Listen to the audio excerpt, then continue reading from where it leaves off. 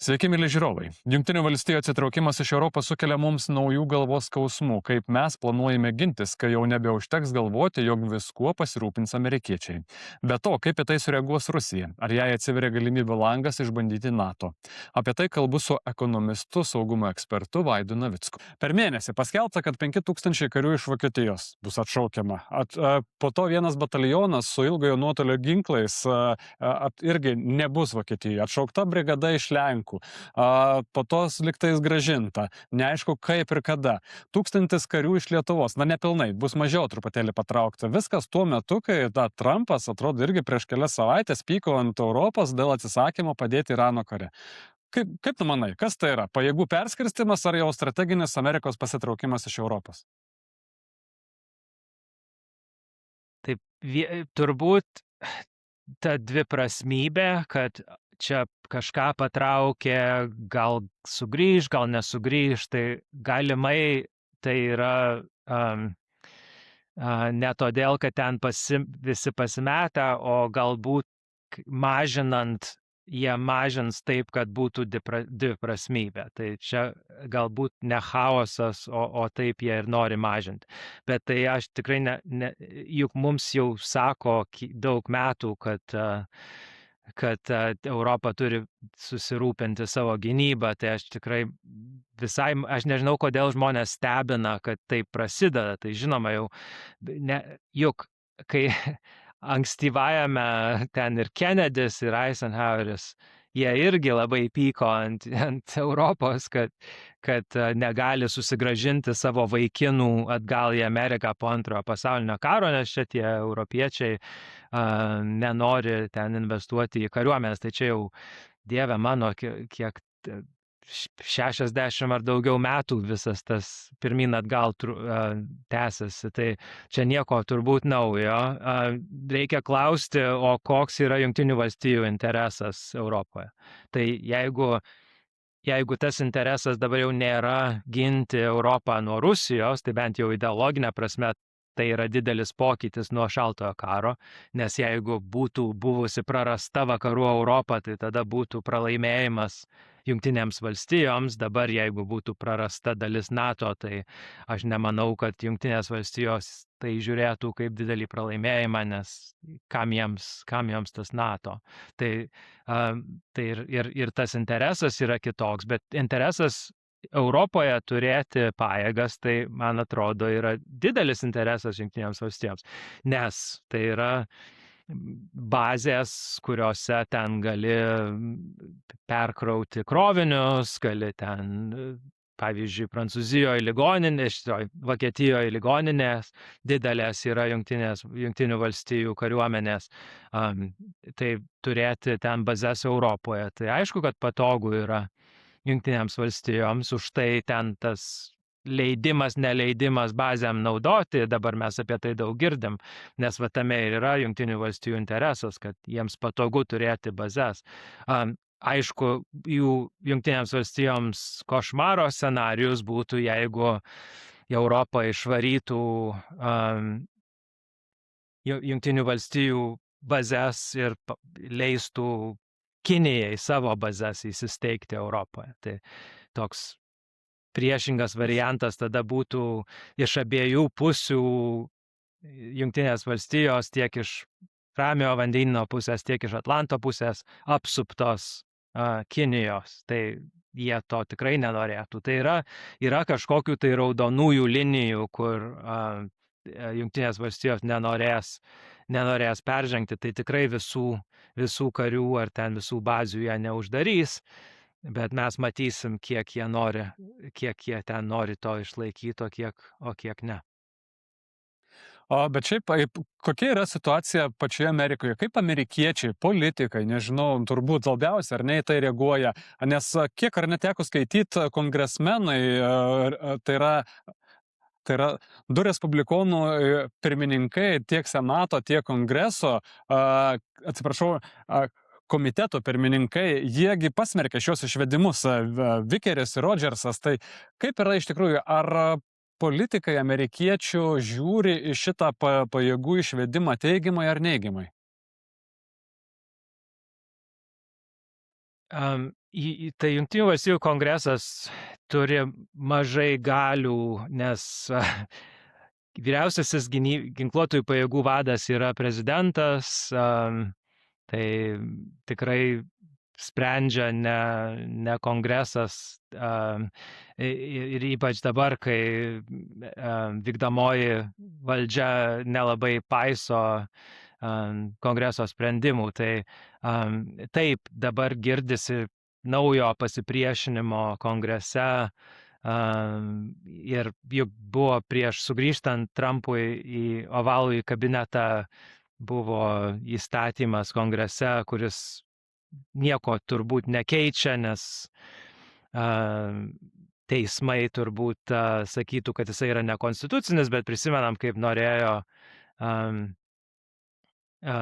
uždrausti kongresas prezidentui pasitraukti iš NATO. Tai čia turbūt iš tos pačios operos, bet kiek tų kongreso senato sprendimų prezidentas privalėtų vykdyti, tai manau, kad labai nedaug. Tai čia girdžiu Lietuvoje daug džiūgavimo, kad čia senatas ar ten kongresmenai kažko tai neleis, bet aš tikrai manyčiau, kad čia daugiausiai yra vykdomosios valdžios sprendimai ir nelabai ką gali tas kongresas padaryti. Netgi Vaidai tas apribojimas ten iki 76 000 karių turėtų Europoje. Šitas neveiktų.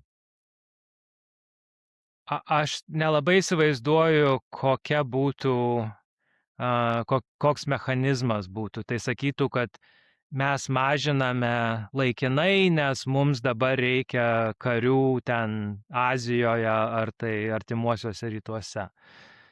Ir ką tada teisme sakytų kažkas tai, kad mes geriau žinome už prezidentą, kur reikia, už ginkluotųjų pajėgų vadą mes geriau žinome, kur reikėtų dislokuoti Amerikos karius. Aš tiesiog neįsivaizduoju, koks mechanizmas, jeigu sumažina mažiau. Tai pavyzdžiui, jeigu kyla didelis karas dėl Taivano, tai atrodo visiems tada aišku, kad prezidentas krizės atveju tai tikrai galėtų karius siūsti ten, kur jam jų reikia. Tai aš tikrai netikiu, kad čia yra kažkoks tai teisinis mechanizmas, kuris tikrai išlaikytų tuos karius Europoje. Tai aš tikrai nemanau. Bet gerai, o imkim, Trumpas ką nusprendžia, su savo administracija tą daro, bet kodėl tada Trumpui ir jo administracijos, ten imkim, žmonėms atsakingiams už tai išvedinėti karius panoro iš Lenkų ar ne, arba iš lietuvių? Na, atrodo, mes esam pavyzdiniai NATO nariai. Skiriam daug pinigų ginklavimus ir be togi buvo šnekėta tiek Hekseto, tiek kitų, kad tie pavyzdiniai NATO nariai bus kažkaip tai skatinami, jie yra vertinami, o dabar išvedami kariai su pažadu, kad grįž. Klausimas, kur, kada, šito mes dar nežinom. Taip, aišku, aš jokios ten informacijos tikslios apie tai neturiu. Aš tik tiek, kad čia kiek atrodė bent jau, kad kažkokie tai ten kažkokios pajėgos ruošėsi vykti į Lenkiją ir turbūt čia buvo lengviausias būdas sumažinti karių skaičių Europoje. Jeigu tu jį mažini, tai tada ten Vokietijoje tie JAV kariai turi ką veikti, ten bazės yra nuolatinės su šeimom ten ir ką jie ten ligoninė ar ten kokį taiso ten kokią nors ginkluotę ar dar ką jie ten, tai visa tai ten jau daug metų yra ir jeigu tu bandysi išardyti tai, kas yra Vokietijoje, tai turbūt yra sudėtingiau negu tos rotuojamos pajėgos rytų Europoje, kur čia buvo daug skundų, kaip Amerikos viduje čia skaičiavo, kaip brangiai kainuoja ten kas 9 mėnesius ten siūsti laivais ir geležinkeliais visą techniką ir kam čia mes šitą darom, daug pigiau būtų, jeigu mes šito nedarytume, tai jeigu tu turi savo techniką Vokietijoje ir tu jos pirmyn atgal nesiuntinėjai, tai kaip ir pigiau efektyviau turėti karius Vokietijoje negu Lenkijoje ar Lietuvoje, kur ten važinėja su tais savo tankais, geležinkeliais. Tai, o dėl to, kaip mes čia pavyzdiniai, tai aš irgi nelabai suprantu, tai mes ten 5% ar kažkiek tai dabar išleidžiame lietuviškiems verslams. Tai dauguma to, ką mes ten darome, tai statom čia Mockui, Dargiui ir dar kam nors pinigėlis, Fegdoms eina pinigai. Tai aš nelabai suprantu tos logikos, kokia čia Lietuva yra pavyzdinė, nes mes ten milijardus Fegdai duodam. Tai kas amerikiečiams iš to, aš nežinau. Nematau, kad čia mes kažkaip tai esame. Iš to šnekama dėl to, kad Trumpas pareiškė, kad kiekviena šalis privalo skirti 5% savo šalies gynybai. Nebuvo pasakyti, kad tos 5% perveskit Amerikai. Apie tai šnekam. Ir dėl to, kokia Lietuva, pavyzdžiui, ar net tikisi, kad ji yra pavyzdinė narė, ką pasakė Trumpas, tą daro ir dėl to tikisi amerikiečių, bent jau, kad neišvestų tų karių, kurie yra čia. Bet aš tikrai, tai aš neįsivaizduoju, kaip Trumpas savo galvoj turėtų apie šitą galvot, kad lietuviai išleidžia 5% BVP Fegdoms, kur naudos Amerikai jokios, bet kita vertus čia kainuoja pinigus karius atsiųsti ir rizika yra įsivelti į karą su Rusija, kurio Amerika nenori. Tai kaip 5% Fegdoms mus daro pavyzdinius ir todėl čia aš tiesiog nesuprantu, čia man taip teisingai, taip jeigu taip yra, tai taip yra, 5% yra 5%, bet kokia nauda iš Fegdų Jungtinėms valstijoms aš neįsivaizduoju. Iš Fegdų tai tikrai ne. Bet žiūrėk, šnekant plačiau, Aidai, ar ne? Ką mes matom? Dabar tas karių atitraukimas buvogi paskelbtas planas, kuris su juo buvo supažindinti europiečiai, kiek pajėgų turi išvykti iš Europos, ten nuo trečdalio iki pusės, netgi surašyta detaliai, tai tokie strateginiai pajėgumai sumažinami, kai kur trečdalio, kai kur mažiau, kai kur iki pusės. Ką tai rodo? Kad amerikiečiai atsitraukia iš Europos ir kiek jiems dar yra svarbus tas NATO alijansas? Ar šitai administracijai prezidentų tai svarbu ar ne? Na, bet tai jau anksčiau minėjau, kad kas yra alijansas, ne? Yra kažkoks tai grėsmės suvokimo bendrumas, yra ideologija kažkokia, tai ne taip šaltojo karo laikais. Grėsmės suvokimas buvo, kad Sovietų sąjunga yra ekspansionistinė ir tai, ką praranda vakarai, gauna Sovietų sąjunga, taip jis stiprėja ir panašiai. Tai grėsmė buvo suprantama vienodai ir prarasti vakarų Europos šalį būtų buvęs praradimas taip pat ir Jungtinėms valstijoms. Dabar to jau nėra, jau tos ideologinio tarp ten laisvės ir priespaudos, tarp kapitalizmo ir socializmo, tai jau to dalyko jau nėra. Tai ta ideologinio pamato jau nėra. Tuomet kažkokie gali būti antraeiliai kultūriniai dalykai, kur mes čia ginsime demokratijas arba padarysime pasaulį saugų demokratijoms. Bet dabar kaip tik yra didelis skirtumas tarp to, kaip Europa supranta demokratiją ir to, kaip Jungtinių valstijų administracija ją supranta. Už tai tiek viceprezidentas Vance, tiek kiti kalba apie tai, kaip ribojamas laisvas žodis Europoje, kaip neleidžiama žmonėms balsuoti už tas partijas, už kurias jie nori balsuoti ir panašiai. Tai tas kultūrinis toks dėmuo irgi yra toks sunykęs. Tai tada lieka grinai tokie interesai. Ir aš už tai ir kalbu apie tai, tai kas iš tų 5% Amerikai, nes jeigu jau kalbama tada apie tokius grynus, ar tai būtų politiniai interesai ar kariniai, ar ekonominiai, tai tada apie juos reikia kažkaip apibrėžti. Tai kaip jau ten kalbėjom, turėjimas bazių Europoje padeda Jungtinėms valstijoms projektuoti savo galią, pavyzdžiui, į artimuosius rytus. Tai tame yra pliusas. Turėti ligoninę Vokietijoje, jeigu tu evakuoji ten sužeistus karius, turėti gerą ligoninę arti, kad nereiktų jų ilgai skraidinti, tai daugiau tų sunkiai sužeistų karių išgyvens. Tai irgi tame yra interesas. Jeigu tu parduodi ginklus, tai yra ekonominis interesas ir panašiai. Tai turbūt esame ten toj sandorių erdvėj, kur galvojama apie interesus. Tai NATO yra tiek, kiek tai tenkina Jungtinių valstijų ir kitų NATO valstybių interesus, bet tai yra labai kitoks NATO negu tas, kuris buvo Šaltojo karo laikais. Nu jo, bet turbūt tie interesai ar ne visą laiką buvo. Ir NATO buvo įkurtas, nes amerikiečiai matė interesą čia turėti savo karius. Ir dabar turbūt yra tas pats. Na, nieko čia mes naujo turbūt nepasakysim, ar ne? Nes šitoje vietoje visą laiką yra interesai. Tik kartais jie yra paslepiami po gražiais žodžiais ir atrodo, kad vis čia yra vertybės. Ar aš klystu? Ne, aš tikrai manau, kad žiūrint atgal į Šaltąjį karą, aš tikrai manau, kad vakarų Europos praradimas Jungtinėms valstijoms būtų buvęs skausmingas.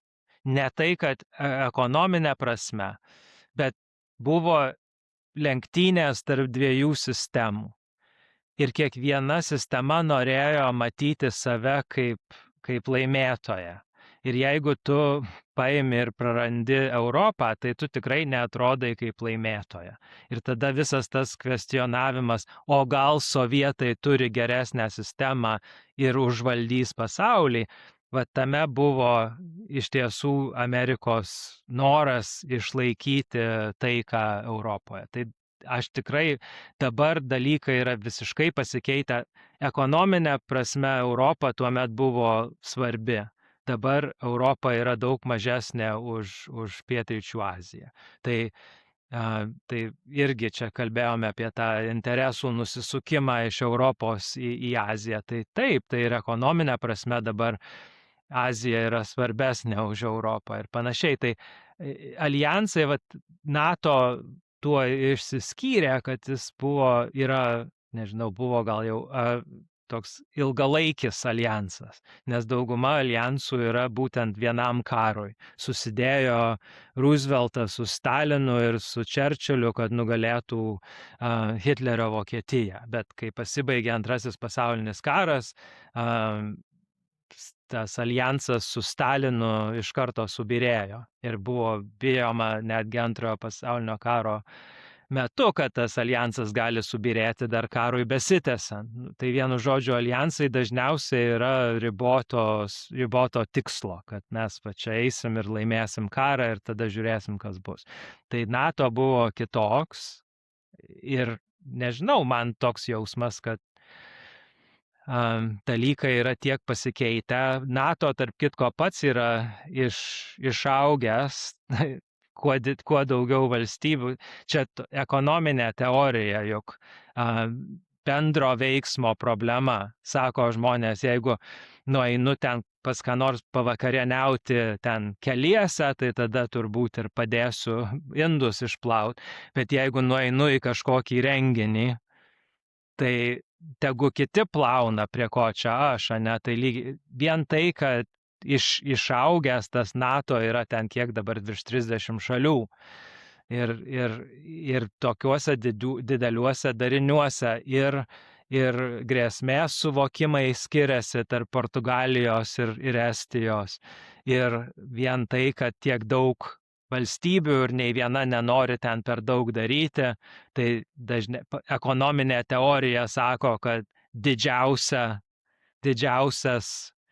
narys tos grupės daugiausia ir darys. Tai taip ir buvo. NATO, Jungtinės valstijos buvo didžiausias narys ir daugiausia darė.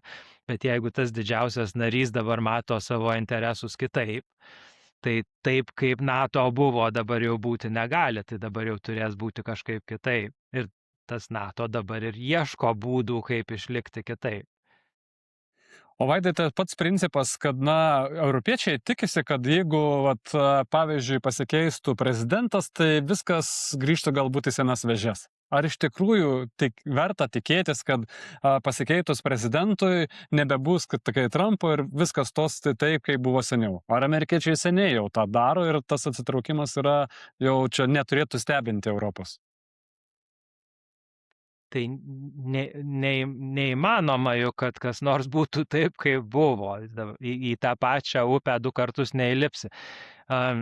Tai yra tie struktūriniai dalykai, kur mes kalbėjom, kad santykinė ten ekonomikos santykiniai dydžiai, kad Jungtinės valstijos, jeigu jos buvo pusė pasaulinės ekonomikos daugmaž po Antrojo pasaulinio karo, dabar yra 15%.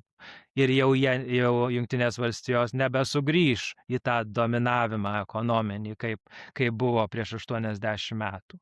Yra, kaip aptarėm, jau pasikeitę ideologijos, visa kita. Ir yra įvykęs Irano karas, kur jeigu anksčiau manėme, ir Lietuvoje irgi buvo ten tos diskusijos, kaip čia ukrainiečiai nelabai ten turi kuo kovoti, todėl jie ten dronais kovoja, o NATO karas būtų visai kitoks.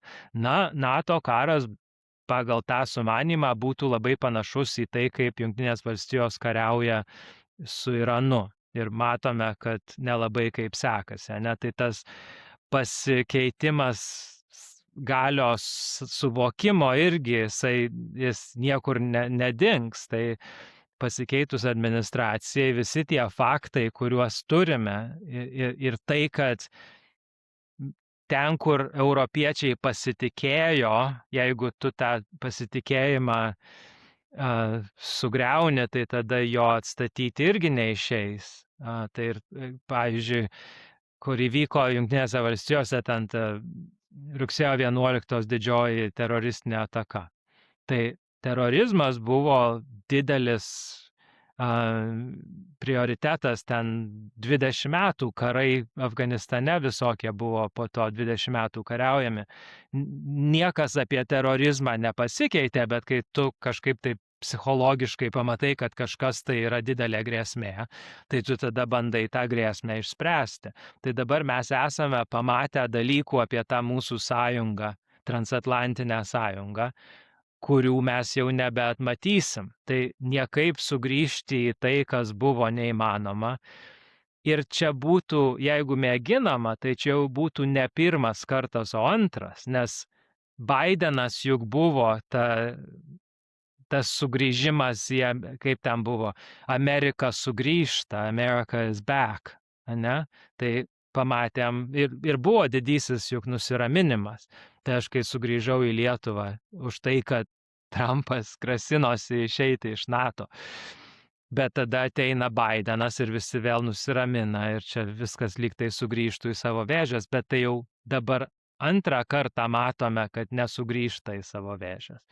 Tai tas užsiliuliavimas ir nusiraminimas savęs, tai aš puikiai suprantu psichologiškai, norisi manyti, kad galima sugrįžti į pasaulį, kuris buvo, bet neįmanoma, tai už tai reikėtų pradėti rimtai ruoštis tam pasauliui, kuris turbūt ateina. Tai mes kalbėjome apie tai, kaip, pavyzdžiui, laivybos laisvė, jeigu jinai buvo tos praėjusios pasaulio tvarkos atributas, bet nebus naujos pasaulio tvarkos. Tai visas verslo ten tiekimo grandinės reikia pergalvoti. Arba jeigu Europa nori turėti strateginį suverenumą, tai negali sau leisti, kad nusprendus Kinijai netiekti dronų dalių, kad tuomet negalės Europą apsiginti. Tai reikia tada investuoti į savo pramonę, būtent pakeisti visą tai, ką dabar pirktų iš Kinijos. Tai gyvenimas bus visai kitoks, negu jis buvo, ir jau sugrįžti ten, kur buvome, jau nebeišeis niekaip. Gerai, bet o kaip Vaida atrodo, kiek pati Europa yra kalta? Nu, faktai tokie, ar ne? 89 metais NATO narė vidutiniškai gynybai skiria apie 4% nuo BVP. 2014 vos 1,4. 30 metų, galima sakyti, daugiau negu 30 metų Europa tiesiog savo ramiai gyveno ir dėl nieko nesijaudino. Galime sakyti, kad europiečiai patys kalti ir reikėjo seniau jau atsibusti. O tai aš jo, tai taip, bet tai čia buvo taikos dividendas. Tai jeigu tu pasibaigus antrajam pasauliniam karui, juk visa ta karo pramonė persikvalifikavo ir tapo civilinė pramonė, tai jo, Jungtinių valstijų ten išlaidos gynybai, neprisiminsiu tiksliai dabar procentų, bet nuo ten 14 iki kelių nukrito po antrojo pasaulinio karo pabaigos, tai po šaltojo karo pabaigos pranyko grėsmė, subirėjo Rusija, rytų Europa tapo demokratinė ir panašiai, tai kam tada ten prancūzams ar vokiečiams leisti tiek pinigų kariuomeniai, kiek leido šaltojo karo laiku, tai irgi nesąmonė būtų. O tai kam jie būtų tuos pinigus leidę? Tai būtų leidę antrojo pasaulinio karo laikų kariuomeniai ir laivynui, kaip ką Amerika dabar turi, tai lėktuvnešiams, tankams. Ir mes matom, kiek dabar antrojo pasaulinio karo laikų technologijos, kiek jos yra pajėgios šiuolaikinėme mūšio lauke. Tai gerai, dabar vokiečiai turėtų daugiau tankų, tai kas iš to mums, nes tankai dabar mūšio lauke yra taikiniai, nelabai ką tu ten pamanevruosi. Galbūt pamatysim, kad vėl kažkaip tai tos technologijos pasislinks, kol karas vyksta, tol ten viskas labai greitai keičiasi. Ir galbūt ten ukrainiečiai, jeigu pralauš ten rusų tą kill zone, kaip jinai, žudimo zoną su savo technika, galbūt ten tas manevrinis karas sugrįž, ką aš žinau. Bet būtų investavusi Europą į dalykus, kurie turbūt būtų nelabai vertingi šiuo momentu. Tai aš nesakau, kad neturėtų Europą investuoti į gynybą, turėtų, bet aš nemėgstu tos savokos Europą, nes nėra Europos jungtinių valstijų, yra Europos valstybės, kiekviena su savo kariuomenė, su savo grėsmių analize. Tai prancūzai su savo branduoliniu ginklu yra visiškai kitokioj situacijoje negu Lietuva be kariuomenė, su daug mažesnė kariuomenė ir be branduolinio ginklo. Tai tikrai mes, visos Europos šalys yra skirtingose situacijose ir manyti, kad kažkaip tai visos jos pradės vienodai veikti. Tai irgi ne. Ir dar vienas paskutinis dalykas. Tai mums rytų flange Rusija yra svarbiausias dalykas. Pietų Europai, ten Afrika ir kas ten darosi, dabar ten tokios didelės grėsmės nėra kaip iš Rusijos, kad ten kažkas taip prasiverš per Viduržemio jūrą ir pradės juos pulti, tai dabar šiuo momentu to galbūt nėra, bet jų grėsmė yra ne iš Rusijos, o daugiau iš Viduržemio jūros regiono. Ir dar yra, aišku, Arktis, kur ten irgi nauji dalykai darosi, kur Kinija irgi turi didelių ambicijų Arktyje. Tai vienintelis būdas bandyti turėti kažkokią tai Europos saugumo strategiją ir tada jau galėtume apie Europą pradėti kalbėti, tai būtų pakalbėjus apie Rusijos grėsmę, tada turime kalbėti apie Viduržemio jūros regioną, tada turime kalbėti apie Arktį, turime kalbėti apie visų Europos šalių saugumo interesus ir tik tada galėtų būti kažkokia tai vieninga saugumo strategija, kurios dalis būtų rytų flangas. Bet manyti, kad šalims, kurioms Rusija nėra grėsmė, kad jos puls investuoti į kariuomenės ir eis žūti už Lietuvą, tai aš manau naivu. Na taip, sutinku su tuo, bet kaip pačiam atrodo, ar Europos valstybės gali kažką dabar, imkim, išsigąsti ir pradėti investuoti į savo kariuomenės? Nes, na, žiūrint į tai, kas vyksta kokiai Prancūzijoje ar ten Didžiojoje Britanijoje, tai vos neatvirkštiniai procesai. Ten, kai formuojami biudžetai, politikai apie tai nekalbėjo praktiškai, nei žodžio ginčų dėl to nebuvo, nes debatai yra dėl socialinės gerovės kažkokių tai dalykų, o ne dėl to, kaip čia apsiginti. Bet tai čia nieko naujo po saulė. Tai po pirmojo pasaulinio karo, kur mes ten kalbame apie Münchenus visokius ir ten kaip blogai elgėsi ir kaip nenorėjo ginti kitų šalių. Tai lygiai tas pats buvo. Po didelio karo niekas nenorėjo kariauti, bet paskui prisireikė. Tai mums, mes galbūt, aš dar vis abejoju, kad mes jau to esam pozicijoje psichologiškai, kur jau mes tikrai norim gintis. Man atrodo, Lietuva iš to, ką aš matau, labiau nori investuoti į gynybos pramonę negu gintis. Tai net mes Lietuvoje dar kol kas nesam suvokę, kas darosi. Nes mes kaip tik dabar pirktume, iš kur tik galime tą dronų sieną, kad pasistatytume, kad iš Ruso atimtume galimybę įsiveržti į Lietuvą. Tai mes dieną naktį dabar statytume ten kažkokius tai ten, nežinau, iš ukrainiečių sužinotume, kaip reikia šitą dalyką padaryti, kad palei sieną išskleistume ten į Baltarusijos ir Rusijos gilumą, ten tą no-go zoną ir kad galėtume taip apsiginti, kad rusas neįžengtų į Lietuvą. Tai aš nematau, kad mes kažką tai tokio labai darytume dieną naktį. Mes statome ten kelius ir kareivinės, nes turime statybų verslą Lietuvoje ir ten kažkokius tai žaidžia žaidimus su gynybos pramonės startuoliais.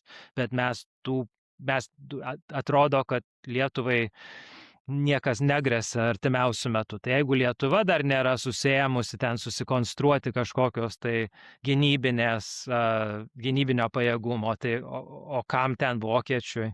Tai vokietis dar tarp vokiečių ir rusų dar Lenkija su Baltijos šalim yra. Tai anksčiau esam kalbėję, kad vokiečių interesas yra, kad Rusija neužvaldytų Baltijos jūros ir vokiečių interesas yra, kad karas vyktų ne Vokietijos teritorijoje, o galbūt Lenkijoje ar Baltijos šalyse.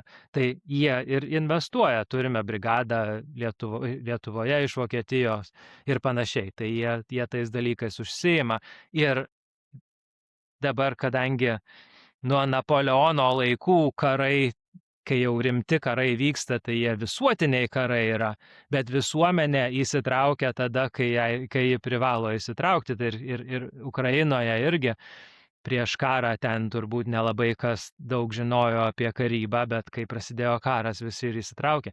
Tai patikėkit manim, jeigu Prancūzijai bus didelė grėsmė, tai patikėkit, kad Prancūzija tikrai susijims, nes yra valstybės Europoje, čia strateginės kultūros klausimas ir reikėtų klausti, ar turime arba kokią mes turime strateginę kultūrą Lietuvoje, bet yra strateginės kultūros Vokietijoje, Prancūzijoje, Jungtinėje karalystėje ir panašiai, kur tikrai jie susijims, kai jau jiems reikės susijimti. Tai tik pirmoji dalis. Likusiame interviu su Vaidu Navicku kalbame apie tai, kaip Rusija gali sureaguoti į Amerikos karių sumažinimą, ar auga Lietuvai karo grėsmė ir ar pati Lietuva tiki, kad karas gali būti ir deda visas pastangas tinkamai pasirengti.